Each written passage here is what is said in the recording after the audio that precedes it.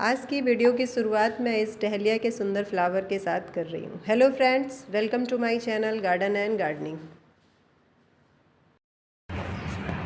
ये देखिए कितना प्यारा सा पौधा है ये स्विस चीज़, ब्रोकन हार्ट या मॉन्स्टेरा, कई नामों से जानते हैं।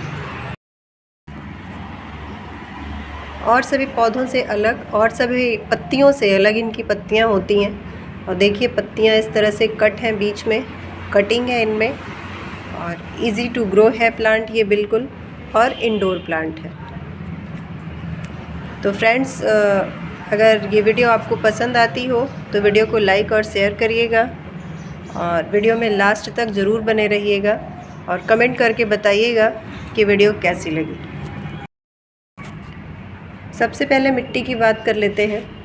तो मिट्टी हमारी बिल्कुल वेल ड्रेन होनी चाहिए, सभी इंडोर प्लांट की तरह इसको भी उसी तरह से मिट्टी देना है। तो बराबर बराबर भागों में आप 4 भागों में बांट लीजिए मिट्टी, कोकोपीट, सैंड, मिट्टी और कंपोस्ट। तो इसमें ये बहुत अच्छा चलेगा और इसकी ग्रोथ भी काफ़ी अच्छी होगी। और पॉट हमको किस तरह का सेलेक्ट करना है। पॉट जब हमारा पौधा बहुत छोटा हो तो उस तरह से छोटे पॉट में हमें रिपोर्ट करना, और जैसे जैसे हमारे पौधे की ग्रोथ बढ़ती जाती है, हमारा पौधा बड़ा होता जाता है, तो फिर हम इसको और थोड़े से बड़े गमले में रिपोर्ट हमें कर देना चाहिए। तो देखिए अभी जब मैं नर्सरी से लेके आई थी तो ये एक ही पौधा था, और इसको डिवाइड करके मैंने इस तरह से 2 पौधे तैयार कर लिए। और पौधे मेरे छोटे थे तो इस तरह से मैंने छोटे से पॉट में इसको लगाया है। करीब 5 इंच का है ये पॉट, इसी में लगाया है, और दोनों ही पॉट छोटे हैं। तो सबसे पहले आप छोटे पॉट में लगाइए, और जब इसकी ग्रोथ बढ़ जाए, जड़ें जब बड़ी हो जाए, इसकी रूट बाउंड हो जाए, यहाँ नीचे से इसकी जड़ें निकल जाती हैं। किसी भी पौधे में जब रूट बाउंड हो जाता है तो नीचे से जो होल होता है पॉट्स में, वहाँ से जड़ें दिखाई देने लगती हैं। तो उस समय हमें फिर और बड़े गमले में रिपोर्ट करने की ज़रूरत होती है। पानी इसको किस तरह से हमें देना है। तो पानी हमें बहुत ज़्यादा डेली इसमें पानी नहीं देना है। जब इस तरह से देखिए मिट्टी हमारी बिल्कुल भुरभुरी हो जाए, ऊपर की एक लेयर सूख जाए, ये देखिए इस तरह से, और इसमें थोड़ी सी नमी है लेकिन ये वाली मिट्टी एकदम सूखी है। तो इस कंडीशन में अब हमें पानी इसमें दे देना है। अगर इसमें पानी ज़्यादा हो जाता है तो इसकी पत्तियां पीली पड़ने लगती हैं, और अगर पानी कम होता है, अंडर वाटरिंग हो जाती है, तो इसकी पत्तियां मुड़ी मुड़ी सी दिखाई देने लगती हैं। तो इसलिए इसमें पानी हमें देख के देना है। जब ऊपर की लगभग 1 इंच की लेयर सूख जाए मिट्टी की, उसी समय हमें इसमें वाटरिंग करनी है। और वाटरिंग के साथ साथ इस पर हमें स्प्रे भी करते रहना चाहिए। स्प्रे हम करते हैं तो इसको नमी मिलती है और पत्तियों की ग्रोथ अच्छी होती है। तो मिस्टिंग ज़रूर करते रहना चाहिए, क्योंकि इसको नमी बहुत पसंद है। जिस तरह से मनी प्लांट को नमी पसंद होती है, उसी तरह इसको भी नमी काफ़ी पसंद है। तो इस तरह से एक स्प्रेयर अपने पास रख लीजिए, और ऐसे जो है अगर बहुत ज़्यादा गर्मी पड़ रही है, मई जून जुलाई, उस समय आप दिन में 1-2 बार इस पर ज़रूर इस तरह। फर्टिलाइज़र, बहुत ज़्यादा फर्टिलाइज़र की भी ये डिमांड नहीं करता है पौधा। साल में 2 बार हमको इनको फर्टिलाइज़र दे देना चाहिए। जब सर्दियां शुरू हों उसके पहले, अक्टूबर नवंबर में, और उसके बाद फरवरी मार्च में 1 बार फर्टिलाइज़र दे देना चाहिए जब इनका ग्रोइंग पीरियड होता है। इस समय गर्मियों में इनकी ग्रोथ काफ़ी अच्छी होती है, तो हमें फर्टिलाइज़र दे देना चाहिए।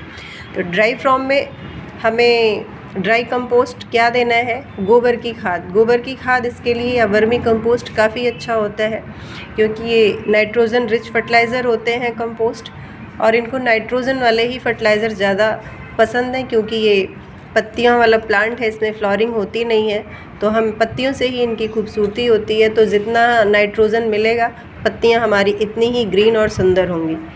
और साथ साथ में हमें जब हम वाटरिंग करते हैं या स्प्रे करते हैं इसके ऊपर, तो उसी पानी में हमें एप्सम सॉल्ट मिला लेना होता है, मैग्नीशियम सल्फेट, और उसका भी स्प्रे अगर हम इन पत्तों पे करें हफ्ते में 1 बार, तब भी इन पौधों की पत्तियां काफ़ी चमकदार होती हैं, काफ़ी शाइनिंग होती हैं, और ग्रोथ भी इनसे काफ़ी अच्छी होती है।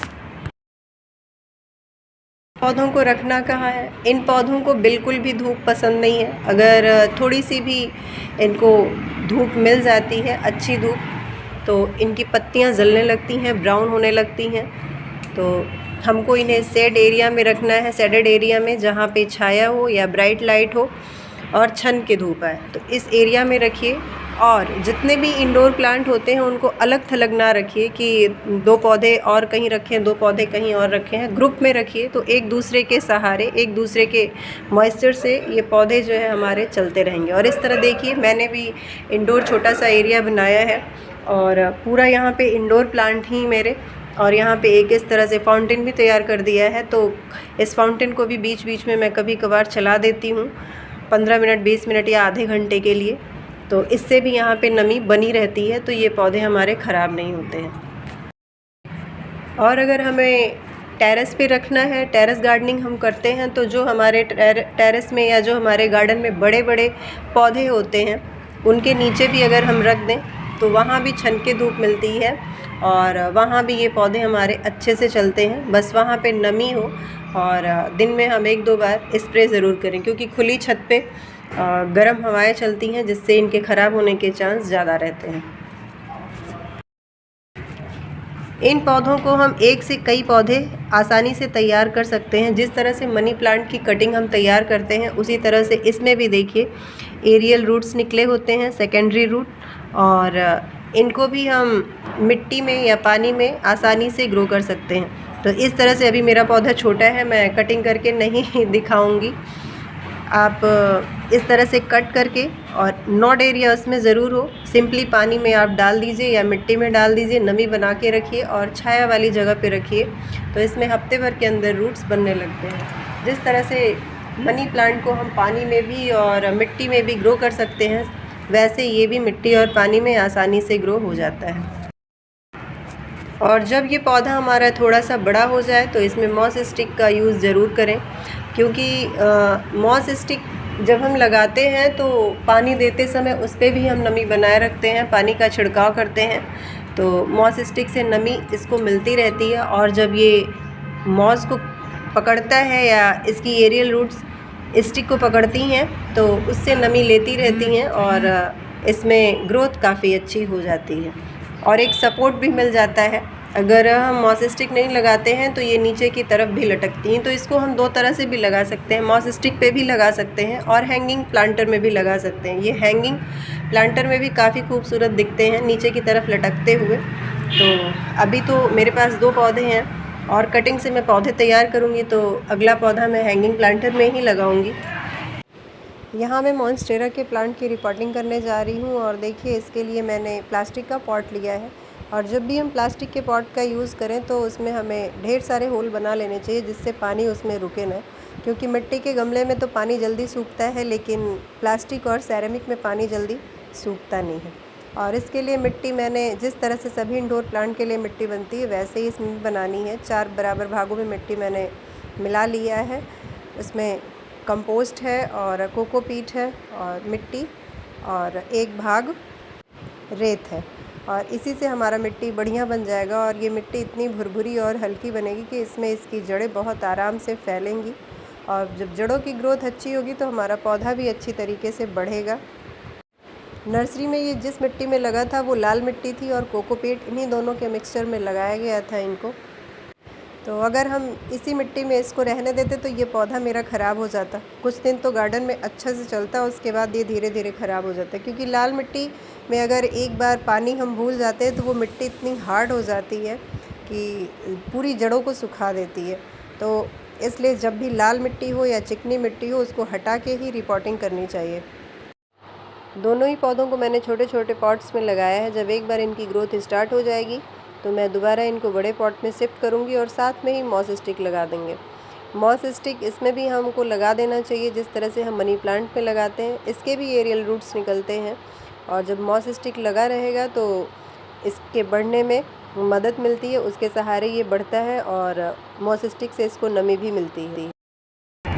फ्रेंड्स, ये थी मॉन्स्टेरा प्लांट की छोटी सी जानकारी, और अगली वीडियो में कोई नया टॉपिक, कोई नया प्लांट। और आपको अगर ये छोटी सी जानकारी अच्छी लगी हो तो प्लीज़ वीडियो को लाइक करिए, और वीडियो में लास्ट तक बने रहने के लिए आप सभी लोगों को थैंक यू।